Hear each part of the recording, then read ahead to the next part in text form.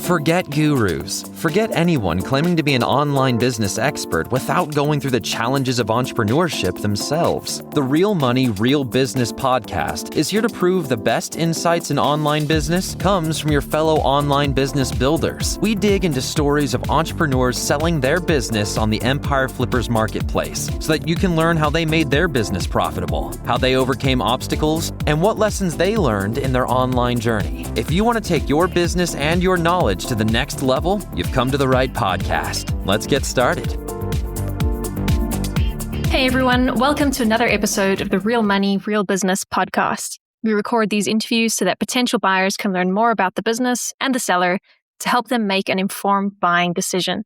If you would like to learn more about this business, including details like what type of business it is, how much revenue and profit it makes, and all of the assets included with the business, simply visit empireflippers.com/marketplace and search for this business's listing number, which you can find in the video thumbnail and in the description.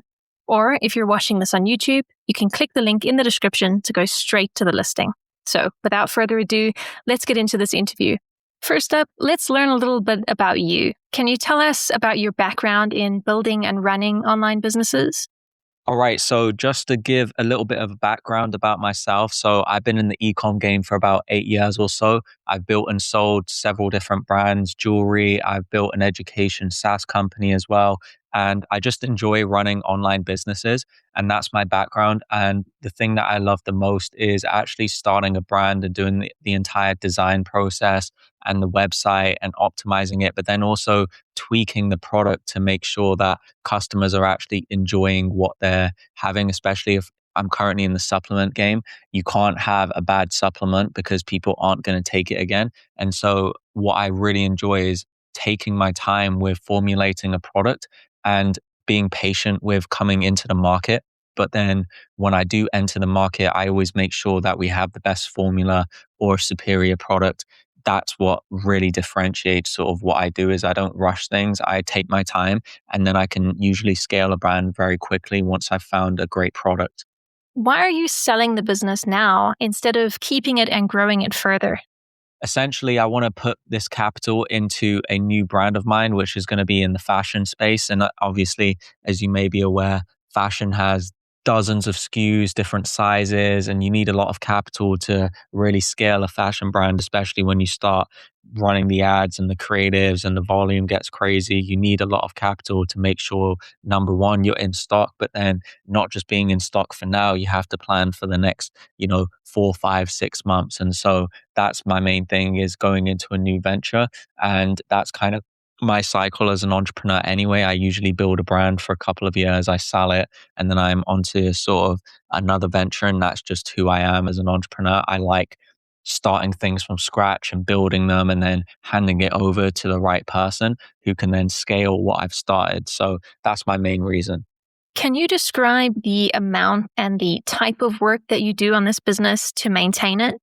So in terms of maintaining the business, I don't do anything. And what I mean by that is I look at maintaining a business as customer support, staying up to date with social media, et cetera, et cetera. And we already have someone in place that helps with that. So when it comes to making sure customers are satisfied and maintaining the presence of the business and just the overall growth, that's already handled and automated. So my role is actually more of how can we grow the company? Because maintaining it, if I were to step away for however many months, the company would still do the same revenue and still do the same profit. But growing it, that's where you need someone that's proactive to actually come up with ideas and implement it and strategize to then grow that company further, whether it be 20%, 30%, 50% each year. It doesn't really matter. As long as you're making those few key decisions every few months, the company will grow. So every few months, I say, let's implement a new flavor, and then we get that done, and that grows the company. I also come up with a lot of the marketing material. So we have someone that helps with content and strategy, but we usually bounce ideas off of each other. So typically what I would say is on a day-to-day basis, I'm doing 1 hour, 2 hours max. But then when it comes to coming up with the strategy for the content, I'll usually bounce ideas off of a content person, and they'll go ahead and implement it, and then I'll review it. And the day where I do review it, I usually do a lot more than just a 1 to 2 hour shift. it usually is like 4 or 5 hours out of the week. But aside from that, there isn't much else to the business. It's very simple. There's a 1 to 2 people that we rely on in terms of external employees or contractors, and everything else just sort of runs itself. So in terms of the amount and type of work, the amount of work is usually a couple of hours a day. It maybe stretches to 4 or 5 hours if we're implementing some kind of content strategy and I'm just bouncing ideas off of our content person. But aside from that, it's very simple and it sort of runs on its own because there's subscription revenue and customers that already purchase every single month. So, if you were to keep this business, what are some of the ways you would try to grow it? So that question in of itself is something that I always do anyway, regardless of whether I am selling a brand or not. And so it's business as usual. And so that's basically everything I normally do every month. So like I mentioned in the previous answer, it would be implementing new flavors. If I had access to more capital, I would 100% add new products because we have one supplement, but the type of customer that takes this supplement, they also take another similar supplement. And so very easy way to add 20, 30% revenue year on year would just be to literally implement new product lines into this brand. I think that is like super easy to do, especially because our current manufacturer actually manufactures other supplements too. So that's number one. I would also then scale what we've done and what's proven to work in the European markets and put that into the US, put that into Canada. As long as you've got enough capital to just order inventory for these markets, I wouldn't see a reason why the revenue can't literally double for each market that you enter into. So that's kind of what I would suggest. Right. And what would you say are the biggest risks with this business that buyers should be aware of?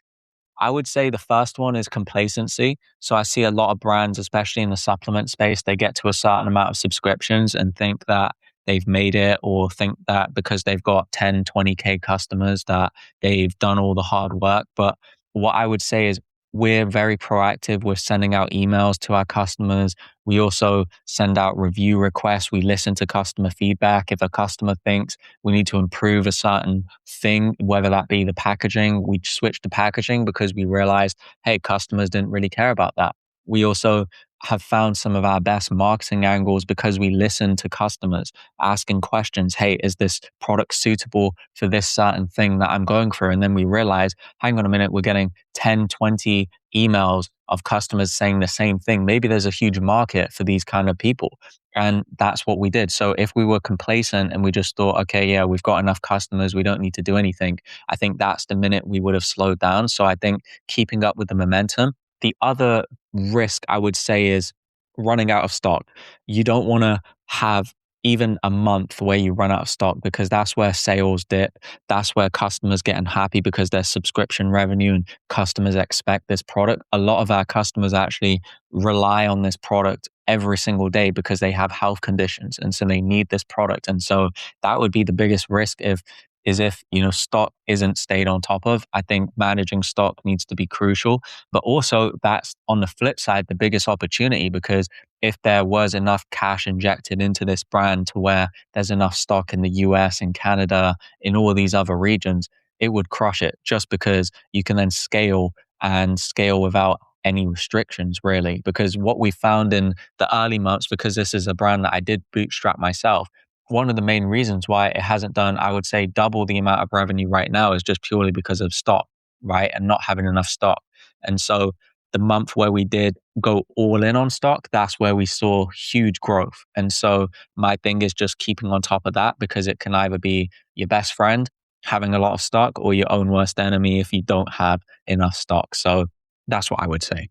How much support are you willing to offer the buyer who acquires this business? So in terms of how much support I'm willing to offer for anyone that buys the brand, I am sort of very proactive with this. Like I said, it's a passion project of mine. So I'm super on board with helping a new buyer get to grips with running the business, implementing some, new flavor launches, product launches, et cetera, et cetera. So I'll give full support for 90 days. And I say 90 days, but if it needs to be any longer, then I'm down for that too. I'm quite easygoing with this just because, again, it's something that I'm passionate about with supplements in this space in general. And so I enjoy working on this. So it's not like something where I'm saying, okay, as soon as I sell, I want to get rid of it and I'm not going to help. I still want to see this brand succeed because it's a passion of mine. And I always love to see the brands that I've started grow. Like there was one brand of mine that I sold in the education space, and the new ownership, they did really well with just scaling it and getting it into the right hands in terms of customers. And you can then just see the fruits of your labor like be scaled. And that's the best thing as an entrepreneur, is when you have a great product and it gets scaled and now everyone is using it and it's helping so many people. So if I can help you do that, then, that's my job done. Are you open to negotiating something like an earn-out agreement? For this particular brand, I'm looking to exit with more of a cash heavy deal, simply because I require that cash and capital to fund my next venture. And so it would be counterintuitive me selling a business and then having to wait months and months for payment. And then I can't scale that brand as quickly as I want to. So yeah, with that being said, it would be more of a cash deal that I'm looking for. Okay, final question. If you had to put yourself in the shoes of a buyer, why is your business a business worth buying? Because I've bought brands before and sold them, if I put myself in the shoes of a buyer, this is probably a really good opportunity for anyone that knows how to scale brands or wants to just get involved with a brand that already has a proven track record. One of the main reasons for this brand is not the sales or the profit, is actually the product itself. Like the product itself is so good. And I'm not just saying that because I built the brand. I'm saying that because we tested this amongst athletes, amongst, people in public. We've done public taste tests of the product. We've compared it to other brands. Our product tastes genuinely good and has a really good formula.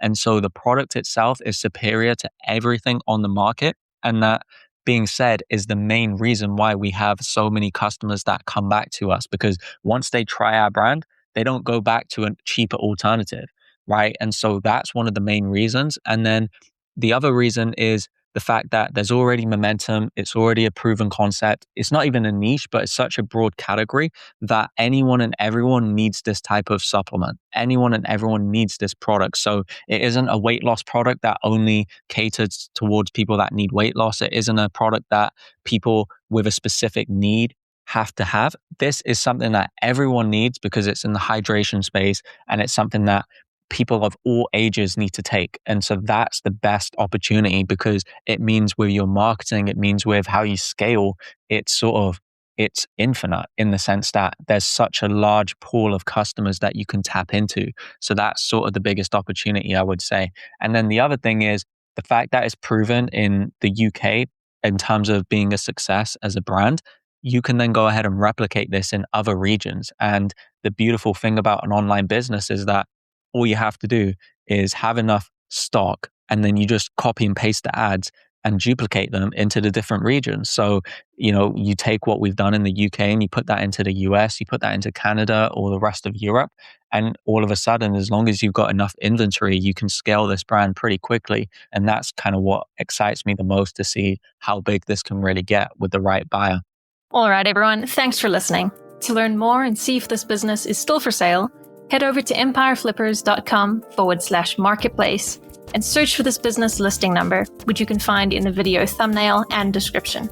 Or if you're watching this on YouTube, click the link in the description to go straight to the listing. Once you've unlocked this listing, you'll find everything you need to know about this business. So, thanks for joining us. See you next time.